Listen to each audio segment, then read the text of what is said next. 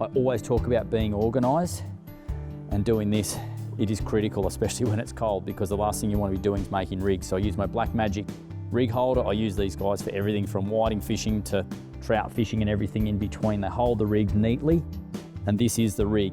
It's quite simple, but works very, very well. Tiny little swivel down to this dropper of line that comes off here. We crimp our weight onto that, and as that rig bounces along the bottom, generally it's the sinkers that'll get snagged, so when you pull it, they'll slide off and you don't lose your whole rig. From there, down to some 8-pound Black Magic fluorocarbon leader, and then we've got the Black Magic glow bug and a little black nymph as well, which drag along behind the split shot. It's a really effective way to fish.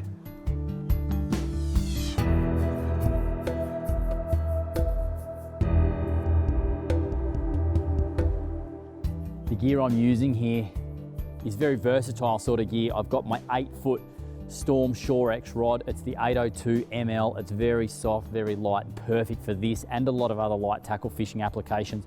I've got one of the new Akuma Sema 30 reels, and I would have to say that for a reel that retails at under $150, this is one of the best pieces of gear that I've ever used. It doesn't throw wind knots fishing with this braid, and this is 4 kilo Black Magic Inferno braid, and doing this sort of stuff, you do tend to get a lot of wind knots at times because you're winding back a lot of slack line. And after a couple of days of fishing up here, it has not thrown one wind knot, which to me makes it just a great reel. It's beautiful gear to fish with. It's nice and light, and it's just so versatile. The long rod allows you to cast a long, long way, but it also allows you to keep the hooks in those big fish because you're only fishing tiny little hooks.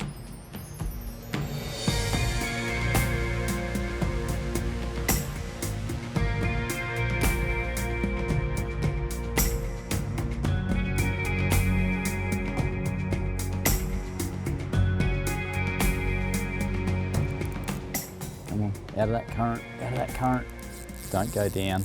Here we go. And once you get them out of that main flow, you can sort of change the fight a lot.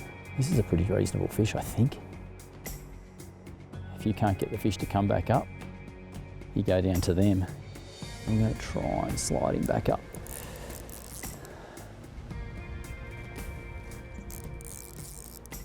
That's where this rod's so good. It's just nice and soft. You don't feel like you're going to pull the hooks all the time. You will still pull hooks, but it's quite forgiving. Here we go. Got him out of that flow. Wow, it's a bigger fish than I thought it was going to be.